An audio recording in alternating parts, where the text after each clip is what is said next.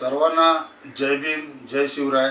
मित्रांनो, आज मी या व्हिडिओमध्ये भगवान गौतम बुद्धांना बुद्ध ज्ञान प्राप्त झालं म्हणजे नेमकं काय झालं याविषयी आपल्याला माहिती देणार आहे. जर आपण या माझ्या चॅनलवर जर नवीन असाल तर आपण कृपया या चॅनलला सबस्क्राईब करा. मित्रांनो, माझे इतर जाती धर्मातील मित्र व बौद्ध समाजातीलही काही मित्र मला अनेकदा हा प्रश्न विचारायचे की वैशाखी पौर्णिमेच्या दिवशी भगवान गौतम बुद्धांना बोधी वृक्षाखाली बुद्ध ज्ञान प्राप्त झालं म्हणजे नेमकं काय झालं त्या दिवशी. भगवान गौतम बुद्धांना कोणती देवदेवता प्रसन्न होऊन त्या देवदेवतेनं त्यांना वरदान दिलं किंवा त्यांना ज्ञान दिलं. कोणतीही देवदेवता त्यांच्या समोर प्रकट होऊन त्यांना ज्ञान प्राप्ती करून दिली तर असं काय झालेलं नाही. मित्रांनो, मलाही अनेकदा हे प्रश्न पडायचे. म्हणून मी काही पुस्तकांचं वाचन केलं आणि मी वाचन केल्यानंतर मला हे स्पष्ट झालं की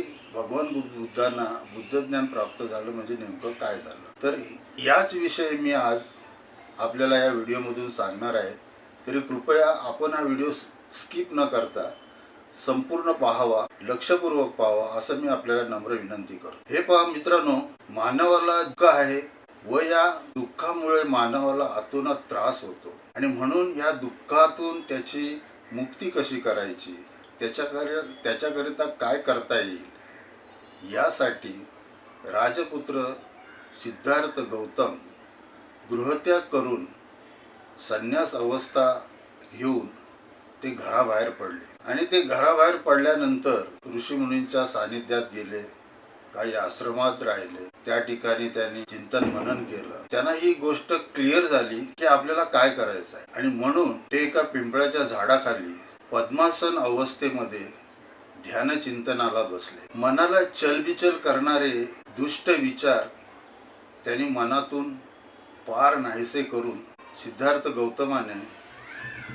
अन्नसेवन केले, ताजे तवाने झाले, त्यांच्या अंगी थोडी शक्ती आली आणि ज्ञानप्राप्ती करण्याच्या उद्देशाने त्यांनी पुन्हा चिंतनाला बसण्याची तयारी केली. ज्ञानप्राप्ती करून घेण्यासाठी त्यांना 4 आठवडे ध्यानमग्न राहावे लागले. त्यांना 4 पायऱ्यांनी त्यांनी संपूर्ण ज्ञानप्राप्ती करून घेतली. पहिल्या पायरीच्या वेळी तर्कशक्ती व अन्वेषण म्हणजे संशोधन याचा उपयोग करून त्याच्या एकांतवासामुळे त्यांना पहिली पायरी गाठण्यास मदत झाली आणि दुसऱ्या पायरीच्या वेळी त्यांनी एकाग्रतेची त्यामध्ये भर टाकली.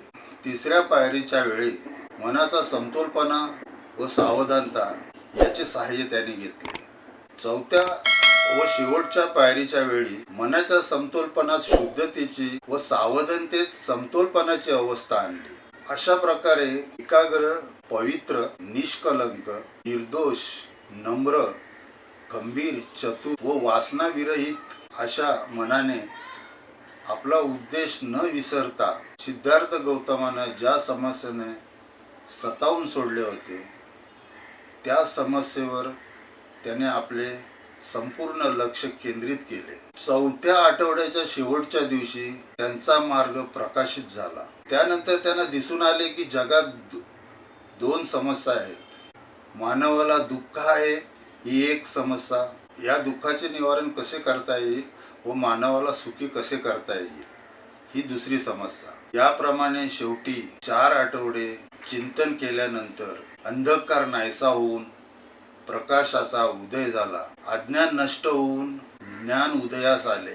त्यांना एक नवा मार्ग दिसला आणि पुढे याच मार्गाने जाऊन त्यांनी मानवाला उपदेश व ज्ञान दिले व ते बोधिसत्व भगवान गौतम बुद्ध म्हणजे सम्यक संबुद्ध झाले.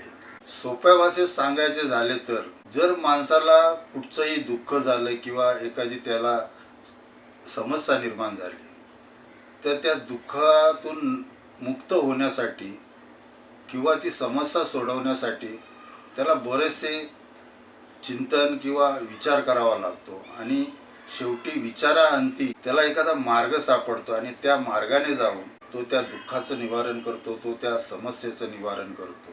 याच प्रकारे गौतम बुद्धांना नेमका त्यांना मार्ग सापडला आणि तो मार्ग संपूर्णपणे त्यांच्या मनामध्ये, त्यांच्या हृदयामध्ये रुजला आणि त्यांनी ठरवलं की ह्याच मार्गाने जाऊन आपण मानवाचे दुःख कमी करू शकतो, त्याला ह्या दुःखातून मुक्ती देऊ शकतो आणि यालाच बुद्ध ज्ञान प्राप्त झालं असं म्हटलं जातं. इथे कुठची देवदेवता त्यांना प्रसन्न झाली नाही किंवा प्रकट होऊन त्यांना वरदान दिले असं काहीच झालं नाही. त्यांना एक मार्ग सापडला आणि त्या मार्गाने जाऊन त्यांनी मानवजातीला दुःखातून मुक्ती मिळण्यासाठी त्यांना उपदेश केला आणि ह्या उपदेशातून, ह्या ज्ञानातून माणसाचं दुःख कमी व्हायला लागलं. तर मला वाटतं हे स्पष्टीकरण ही माहिती आपल्याला समजली असेल व आपलं समाधान झालं असेल अशी मला खात्री वाटते. मित्रांनो, ही माहिती आणि हे स्पष्टीकरण मी डॉक्टर बाबासाहेब आंबेडकर लिखित दी बुद्ध आणि त्याचा धम्म या ग्रंथातून घेतलेलं आहे. आपल्याला जर सविस्तर याविषयी समजून घ्यायचं असेल तर डॉक्टर बाबासाहेब आंबेडकर लिखित व घनश्याम तळवटकर प्रकाशित दी बुद्ध आणि त्याचा धम्म या ग्रंथातील 7व्या आवृत्तीमधील खंड 1 मध्ये ज्ञानप्राप्ती या सदरामध्ये आपल्याला त्याचं वाचन करता येईल आणि ते वाचन करून आपल्याला सविस्तर त्याच्याविषयी जाणून घेता येईल. तर मित्रांनो, मी दिलेली ही माहिती जर आपल्याला समजली असेल, आपल्याला जर पटत असेल आणि हा व्हिडिओ जर आपल्याला आवडला असेल तर आपण या व्हिडिओला जरूर लाईक करा, कमेंट करा, जास्तीत जास्त लोकांना हा व्हिडिओ शेअर करा. भेटूया पुढच्या अशाच काही व्हिडिओमध्ये. तोपर्यंत जय भीम, जय शिवराय.